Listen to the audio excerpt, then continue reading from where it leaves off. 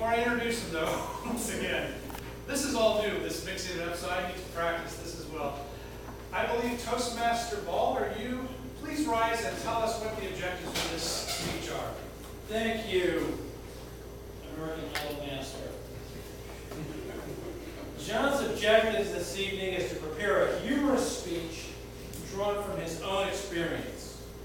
He should strengthen the speech by adopting and personalizing humorous material from outside sources and deliver the speech in a way that makes the humor effective. The speech should take John about 5 to 7 minutes. All right, thank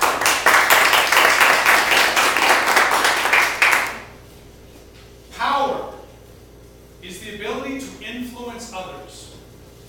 In his work with companies, Toastmaster John Schneyer has to influence behavior regularly. To give his perspective on power, in his speech entitled, "I Got the Whole World, well, a little piece of it, in my hands," please help me welcome Toastmaster John Schneyer.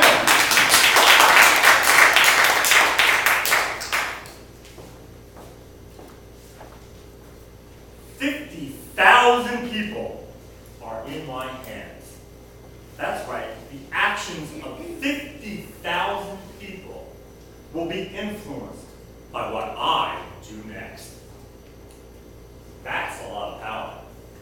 And as I learned from watching Spider-Man, with great power comes great responsibility. Toastmasters, welcome guests, and judges.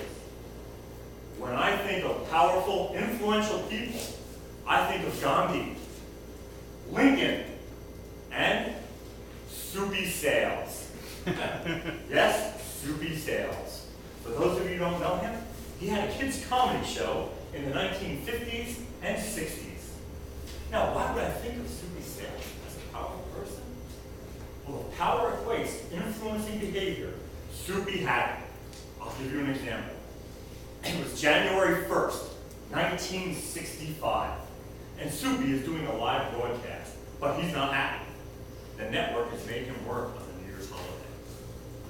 At the end of the program, he tells the kids to tiptoe into their parents' bedroom while they're sleeping, go through their pockets and pocketbooks, and look for that funny green money with pictures of the presidents on it.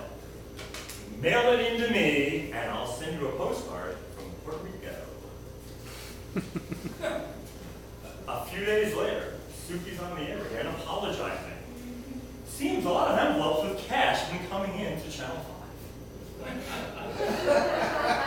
Soupy tells everyone, I was only kidding. We'll donate the cash to charity. The parents are not happy. They complain the network suspends Soupy for 2 weeks. The kids, in response, boycott Channel 5. Soupy's ratings and his popularity go through the roof. Now that's a lot of power. When you get more popular and you're off the air. Gandhi, Lincoln, and Soupy Sales. But what about us? How do we influence people? What kind of power do we have? I told you I had 50,000 people in my hands. Let me tell you about it. It was May 1976, and I'm on my way to one of the biggest, most famous cathedrals in all the world. As I walk in, I hear those words I'm longing for. Welcome to Yankee Stadium, home of the New York Yankees. That's right, Yankee Stadium, the house that Bruce built, where Mickey Mantle won all those World Series, and where 50,000 unsuspecting people are now in my power. I'm on a bus trip from college with some of my fraternity buddies and my girlfriend. My buddies will be sitting in the cheap seats, but thanks to my girlfriend's father, I'll be in the luxury suite. Now, the luxury suites at Yankee Stadium are on the second level behind home plate. There's a protective screen that comes up and moves back to protect people from foul walls. That connects down here, about 2 feet below where I'll be sitting. There's a little wall and a railing to keep you from falling over. As we're walking into the front row,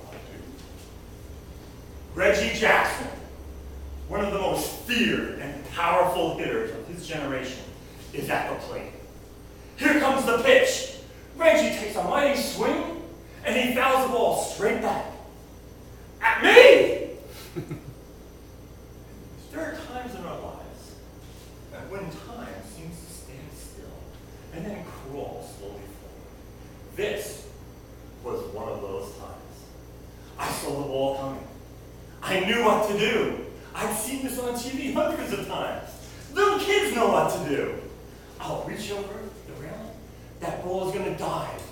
It's going to hit the net, slow down, roll up, and I'll scoop it up. I'll hold my trophy up high like the conquering hero I am. I will turn to my girlfriend and hand it to her. I will get it back later. And then 50,000 people will rise and applaud, cheering for me. Meanwhile, back in the real world, that ball has got a mind of its own.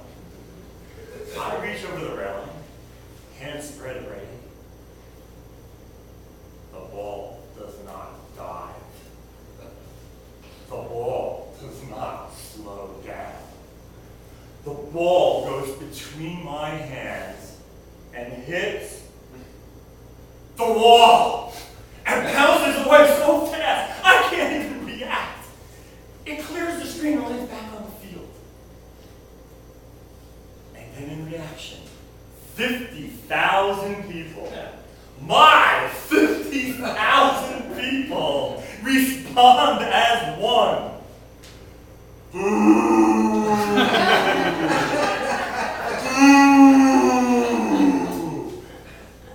I never knew you could feel so alone in the middle of 50,000 people. There's nowhere for me to hide. With a little bow to the crowd, I take their abuse and my seat. I look over at my girlfriend, and she says, "Why are they yelling, Lou? Lou?" You know, sometimes it's good when your girlfriend doesn't quite share your passion as much as you thought she would. That was the last chance I had to foul ball that day. As we're leaving the suite, I'm thinking, nobody will know it was me. Nobody's even going to remember.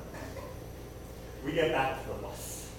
One of my buddies, Tim, says, "Hey, John, where were you guys during the game? I was looking all over for you." I said, "Oh, well, her father got us luxury suite tickets. We're in the luxury suites." "Oh, the luxury suites." He says, "Hey, did you see that stupid blink blink who missed Reggie Jackson's foul ball right out here? What an idiot."